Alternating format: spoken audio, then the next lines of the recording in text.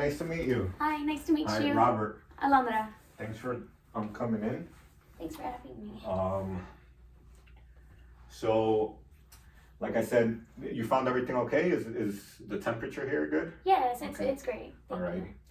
So, my name is Robert. I'm a student counselor. And that being said, this session is going to be recorded. Okay. Do you have any qualms or questions about that? Are you comfortable with that? Yeah, I'm comfortable with that. Okay. I'm also going to be taking notes if that's okay. Yeah, that's fine. All right. I see. I have here your informed consent. I'm going to be taking a look at it. Just know that I'm still going to be engaged with you. So the informed consent went over a lot of important things. Within that, it did say that I am a student counselor, and because of that, I am under supervision, right? Okay. My Professor McGinnis, her point of contact is in the informed consent. She is the other person who will be overseeing this. And if you have any questions regarding that, you can ask me or go directly into her with her information there. Okay. And that way, you won't have any issues with the confidentiality. Okay. Right? That's strictly for training and educational purposes. So any questions that you have now or going forward within our sessions or treatment, based on who's going to have access to our sessions and your personal information, don't hesitate to ask. Okay. Okay. Perfect. Alrighty. So, that being said, do you have any questions on the Health Insurance Portability and Accountability Act, the HIPAA Act, that you signed on the informed consent? No, I'm pretty familiar with HIPAA. Okay, good. So yeah, that's to do with insurance and payments and all that good stuff. So if you don't have any questions regarding HIPAA, we'll proceed to the other securities that are offered with your information under HIPAA. So confidentiality is basically that anything that we talk about here within the counseling session is privileged information, okay? Okay. So the way I see effective counseling is it's based on trust and honesty, right? And the comfort level. Now that takes time, takes trust, takes sometimes patience. We just met each other. Yeah. So the first thing I can tell you is I need you to be comfortable. And I need you to be open and honest the way I expect to be open and honest with you. In order for us to really create change and create a positive change, which is what we're looking forward to, is to establish that therapeutic relationship, right? So because of that, it's important that we understand the parameters of confidentiality, right? And the privileged information that you have here. So everything here stays within us and my supervisor, as stated before, right? Okay. But there are some exceptions to confidentiality, and those revolve usually around legal regulations, whether state or federal. And I see that you looked them over and signed them. I just want to make sure that we're on the same page and aware Okay. of all these. So in situations of child abuse and neglect, which is illegal here in the state of Texas,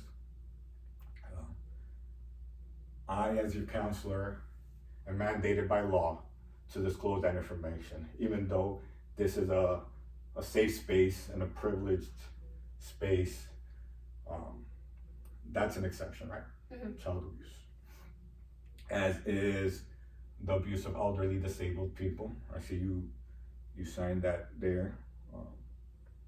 if there is any information disclosed that insinuates that you will harm yourself or harm others. Mhm. You know, if it's a public safety concern or an imminent danger to your health and well-being, Mhm. I'm also prescribed professionally and by law to disclose that information to the authorities. Okay. Okay, you have any questions about that? No, I understand. Okay, good. And lastly, there are some extreme cases where there are court order records, like subpoenas, Mhm. let's say for domestic disputes, child disputes, just bigger cases. And we are also mandated through the legal system, but this is judge ordered court subpoenas, and it's something that you will be aware of. You know, it's not like I'm gonna get a court order and I'm just gonna put your information out there.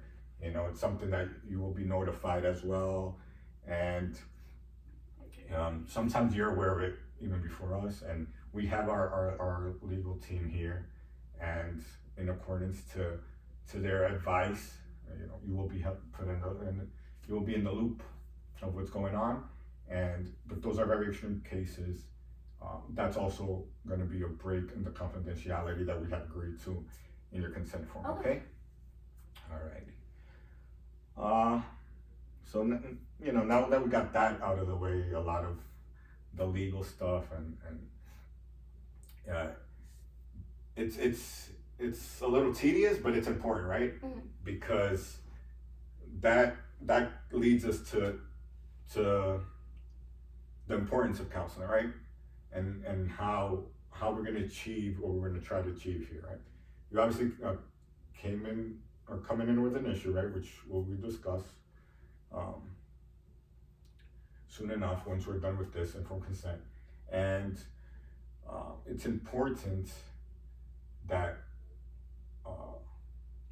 we see the counseling has its risks and a lot of benefits though as well. Okay.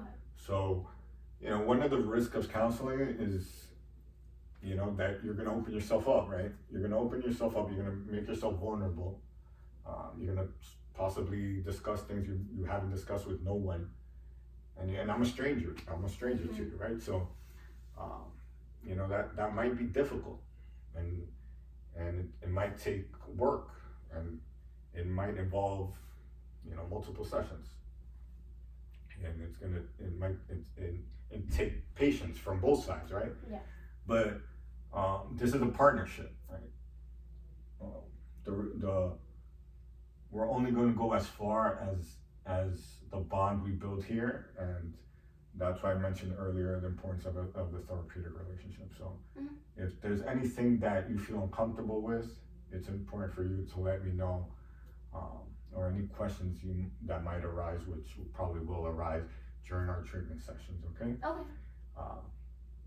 That being said, counseling has enormous benefits, right? You're not necessarily going to always leave the office possibly feeling better. Like, I have to be totally honest. But my goal is that you see some growth in every session we have. So it's not, when you encounter a lot of these emotions that you haven't tapped into, you know, it might be a burden. You might feel sad, you might feel angry, you might feel upset.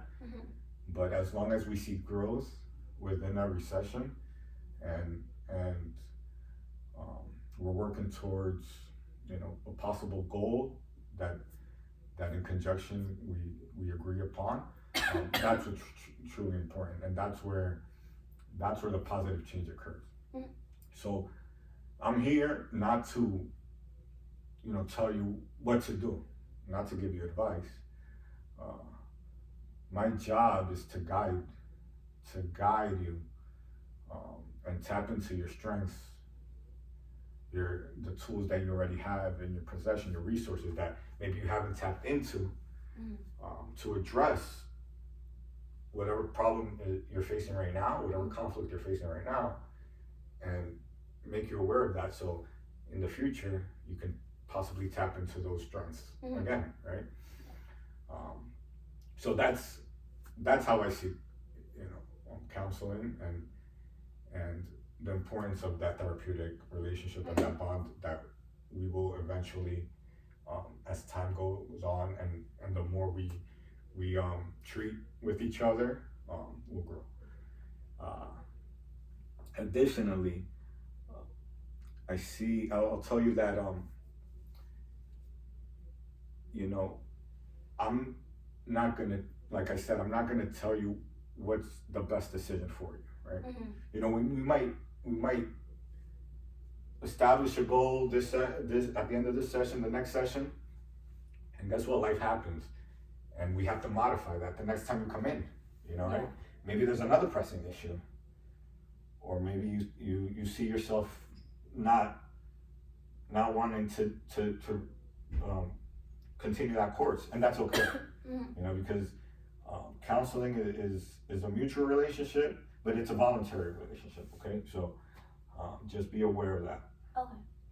Be aware that at any time, if you don't feel comfortable, if you don't feel it's working for you, uh, or if you feel like we need to modify something, change something, or address something else, you can tell me that. Uh, so it's a don't feel like you're tied down to anything. Okay. You have any questions regarding that? No. Okay. I understand. Good. You need any water or anything? No, I'm okay. Alrighty. So we touched on confidentiality. We touched on all of the legal aspects. Do you have any other questions regarding the informed consent? I feel like we've hit most of the major points of friction, or that people usually have questions on. Do you currently have any other questions based on what you read? No, I read it thoroughly, so I pretty much get it. Okay, good. So that being said, if you have no further questions on informed consent, I would like to transition to what brought you here today. Whatever you feel comfortable sharing, on what pressing issues, or what you have on your mind. So what brought me in today is I've noticed that lately I've noticed like a change in like my, I guess, like personality. Like I've noticed like emotions that like I've never really learned or how to deal with. So I've noticed like a lot of jealousy and a lot of like anger like building up. For the reason that so my parents decided to adopt. I was the only child, didn't have siblings, and now I'm with like another sibling, and I just don't know how to handle someone new coming into my life and kind of just taking my position. So like before, like all the attention was on me, like I was like the leader of the house, like everyone listened to me, and now everyone's listening to like my sister, and like she's older than me, and so everyone listens to her now because she's older than me. But inside I'm feeling like kind of like betrayed in a way because she's not our blood. Why are they listening to her? I think it has a lot to do with like her being older. So I feel like very jealous at this point because like she's getting the attention, and then I feel betrayed because everything that I'm saying, they're just kind of like, who are you? Why are you saying that? But yet it's like, I'm your blood. So I don't know. I just don't know how to handle those emotions, and I kind of feel bad because like I want to like love her and I want to like her because I mean now she's in our family, but now I feel like I'm in a position where it's very also like, well, she does this, you don't do this, or she does this and you can't top it. So I feel like I'm always in competition now. So I don't know how to handle those emotions, and I don't know how to address it to like my family because I don't want to address it to them, and I just also don't know how to get along with her because of those emotions. I feel like it causes like a lot of barriers with that relationship as well. Yeah. So that's made me feel kind of like, I feel like upset because I don't know what to do, and then I'm holding all that stuff in. So that's what I'm coming in for. Yeah, that seems like a challenging situation. So Yeah.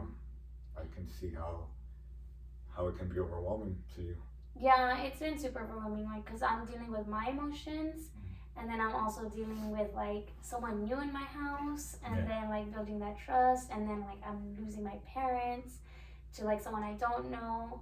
So, like, it's, like, that relationship's ruined, this relationship is ruined, and then more kind of, like, the, I guess, discomfort, like, within myself because of, like, all these emotions that I'm feeling. Can you tell me more about how your relationship was with your parents prior to them adopting, right? Because I hear, just to get it straight, so um, they adopted a sister that's older Yeah, than you? yeah, she's older than me. Okay. Um, So can you tell me more about just how um, the change, in the relationship, specifically, like if you could have an example, a specific example prior to them adopting and you having this new sister, and as opposed to now. yeah, so before, like, I was the only one, so I got whatever I wanted. They always listened to me. Like, if I said I wanted to, like, go here for dinner, we would go there because no one else had anything else to say. So now it's like she says something, like, for instance, like McDonald's, right? She's like, no, let's go to McDonald's, and I want Chick-fil-A, and they're gonna choose McDonald's because she has more, like, authority, I guess, because she's older. So, like, I feel like I have no voice. Um, so before, like, it was awesome because I got everything I wanted, and I mean, I like kind of like being an only child. So then when they hit me with, like, this news, like, we're gonna adopt, and now they're telling me that she's older, I didn't really have, like, a problem with her age, right? Until, like, now I'm kind of putting it together that they're probably, like, trusting her word over mine because I guess she's older and, like, lived longer. But yeah, so it was awesome, and now it's not awesome because for those reasons. Okay, so what it sounds to me is like uh, you feel somewhat like you're not being heard. Yeah, 100%. You're not being heard in comparison to how you were taken into account, right? Or your opinion was taken into account prior to the entry of this new family member. Yeah, like, they always listen to me, and now it's like, no, I don't even think, like, since she's came in the picture, they ever once listened to me, and then they kind of just push me down when I say something. They're just like, oh, you don't even know what you're talking about, like, or like they just start adding things that I'm like, okay, like, why you gotta tell me that? Or, like, for example, the McDonald's and the Chick-fil-A, right? Like, I said Chick-fil-A, and they're like, then my parents will say something like, you don't even know, like, Chick-fil-A, this and this and this. Like, they'll hit me with something, and then they'll make me feel bad for bringing up Chick-fil-A. And so then there they are taking her side, and then we end up getting McDonald's. Are there ever situations where you voice your opinion that you can recall, like specific examples where you voice your opinion and you have felt validated, you have felt heard? Like with her being in the picture? Not really. No. Like, it's kind of, she came into the house and she was like the leader now, and like everything revolves her. Yeah, that seems very difficult. Yeah. That seems very difficult. So, how would you describe the dynamic between you and your sister, other than the what you see, what it seems like is like a difference in the authority, right? Yeah, I feel like this is where I'm kind of like in a pickle because she's like such a loving person and like wants to be there for me, and I feel like I'm like, okay, like I love you too. It's so awesome now. And then like situations like that happens because my parents start like putting us in that position, and then I'm kind of like, okay, wait, now I hate you, you know? But like when it's just us two and we do things like together, it's like, oh my gosh, like I'm so glad I have a sister now, and like I get to do these things with you. Like it's so fun. Like I feel protected. And then it's like when situations like that happens, it's kind of like she's above me. I'm not. We're not gonna listen to you. And then that's where kind of conflict happens. And then those feelings of me like I love you so much kind of like turn into like I hate you. And I feel like that's really what kind of like confuses me. Yeah. Especially like me wanting to come to counseling now. I'm just kind of like, oh my gosh, like I love you, but like why do I hate you sometimes? Wow. Yeah. Wow. Yeah, that seems very conflicting because see, it sounds like it's a source of frustration for you, right? You get frustrated because you see how great a relationship you guys have, or might be able to have if there wasn't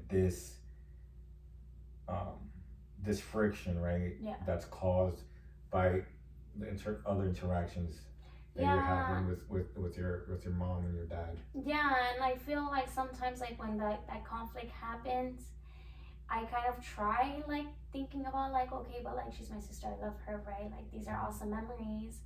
But then they just kind of just keep adding and keep adding, and then it's kind of like, oh, I have to hear this again, you know? So, and then it just kind of takes me back to square one where I'm in that pickle. So what I'm hearing is you feel like you're making strides, right? You're making strides. Your relationship with her is growing. You're bonding, and then you just get these constant reminders that just push you back, and sort of destroy all um, the positive impact and experiences that you guys are having together.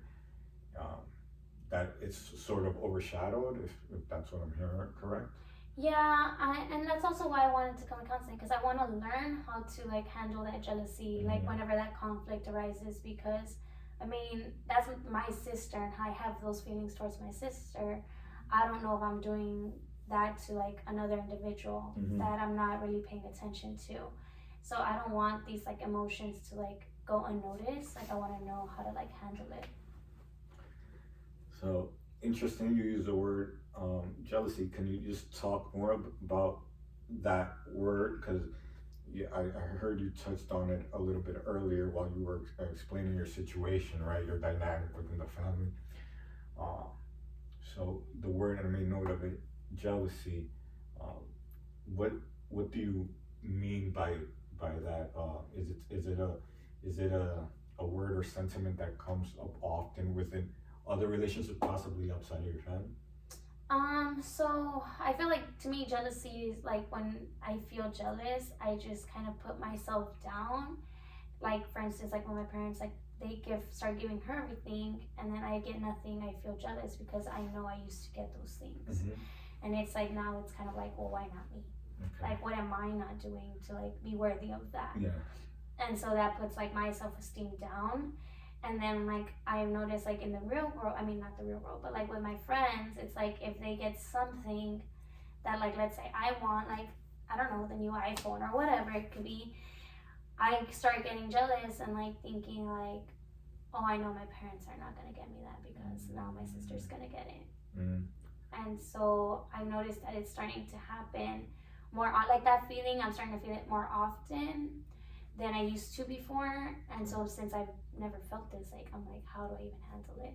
Like, or maybe it's something that like I've never felt, you know? Is it So what I'm hearing, and you correct me if I'm wrong, is now you're beginning to feel like possibly a disappointment from the treatment of your parents that maybe you didn't have before because there was nobody to compare to, right? You Yeah. didn't have a sister, so you wouldn't compare your treatment possibly to the treatment of your sister. Am I hearing that correct? Or Yeah, I mean, I feel like not necessarily a disappointment, but like I just start kind of looking down upon myself. Like, Mm, oh, maybe if I did this, they'll love me more. Maybe if I did this, they'll give me this.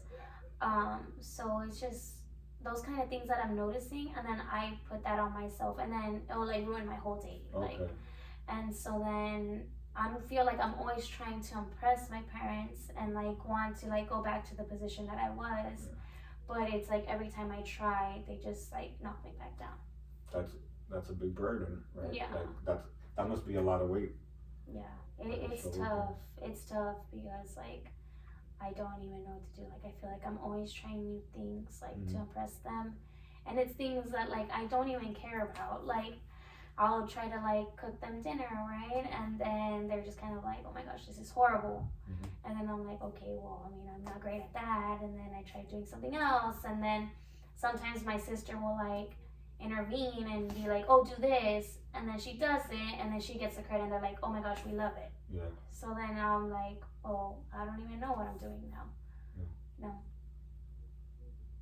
Yeah. So, would you say possibly if you had just more positive reinforcement or a compliment here and Yeah. there, validation that way you don't need to have these expectations. Would do you think that would help?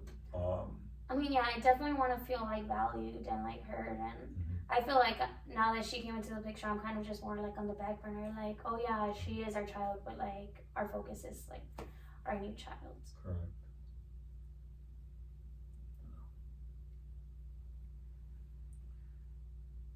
Yeah, that's it's a complicated, overwhelming situation that you're facing. I can see how it's very conflicting for you, Mm-hmm. because it's multi-layered, right? It's multi-layered, and on one hand, what it sounds like, you had this relationship with your parents, which was good. Yeah. Um, you didn't have a sister. Sister comes in. Um, you have a good independent relationship with her, Yeah. but it's the conflict that arises when you're trying to tie everything together now as a unit, Yeah. right? Um, that's bringing up a lot of these emotions that you said, like jealousy, um, a lack of being heard, right? Yeah. And or possibly valued, or like you need to do more, you need to impress them. Uh, so it's like joining that together has has has been overwhelming, and um, can you tell me more about like if you were to start somewhere, where do you think you would start, other than obviously coming to counseling and seeing what do you envision, an ideal communication or dynamic within the family would be? I mean, I just wanted like I guess like an approval of like my parents, and I want to have a good relationship with my sister because like I don't want her to feel like I'm betraying her, and I don't want her to feel like I hate her or like I don't want to be like have a relationship with her. Of course. But I feel like when those things happen, it does push me away, and I feel more like the jealousy, the hatred, and like so I definitely would want to start like I guess fixing my relationship with her and see if like that strengthening that relationship would be strong enough to like not even care about what is happening on the outside. Um, so I don't know. I feel like maybe it's like my relationship with her. Like I know that that's what I need to focus on because I feel like that's the source of when the jealousy started happening. It's like when she came into the picture. Yeah. I think you make a good point there. You make a good point because that could possibly translate to how your parents see you guys, right? Or you know, see the dynamic in between you guys, and then it possibly might change their behavior, right? These are you know, hypotheses, right? Um, so you know, I like my approach on counseling is like I want to meet you where you're at. You know, I don't like to take a theory. I like to be integrated and see what you need. But I think that's a good goal that you brought up. You know, short-term goal to sort of focus on that part of the dynamic of the family, the relationship between you and your sister now, and like seems you have stated, you guys have generally a good dynamic when it's just you guys, right? Yeah. So I don't see why you can't continue to build on that and strengthen that. So our time is coming to an end for this session, but I don't want to leave without you know, just giving you a small homework assignment based on the scope we've already established. Okay. It's just gonna be, there's a brief, I'm gonna give you a brief worksheet, and it's just basically what we call like a cost and benefit worksheet. Very simple. I'll show it to you and explain it to you once we get to reception. And basically, you're just gonna fill out, you know, any aspects that are presented to you that you might want to change, if there are any, right? Okay. Whether your beliefs, your behaviors, right? Like you said, your behavior with your sister, possibly, right? Or focusing more on that. Okay. And then there's a column of with the negatives, you know, what it would take, and negatively, maybe you need to devote more time to her, and you devote less time to your boyfriend or your husband or work or whatever, and or the positives. So not solely for your relationship with your sister, right? We established that possibly being a goal, right? Sessions going forward, and so we can touch more on that. But any other thing that you see is a pressing issue, or maybe presenting in either this conflict that you're facing or any other conflict you're facing that we haven't discussed yet. I know this was a you know, a short session with informed consent and everything. So once you do that, you know, when you come back next week, it'll give us some good talking points. Okay. And we can see if it has improved certain things, if you have put them into action, and then we can guide stuff from there for our future session. But you know, it's just a little homework assignment, so you know, we can get to know each other more. You could be a little bit more introspective of what might be bothering you, and that way when we come into session, we have something to sort of continue to get keep the momentum and keep the ball rolling on what we've already discussed. But we've made some great strides. I think we talked about some very important things today, and I thank you so much for coming. Do you have any other questions before we set up for our next appointment? No. I thank you for having me today. Okay, been a pleasure. Oh, thank Take you. care.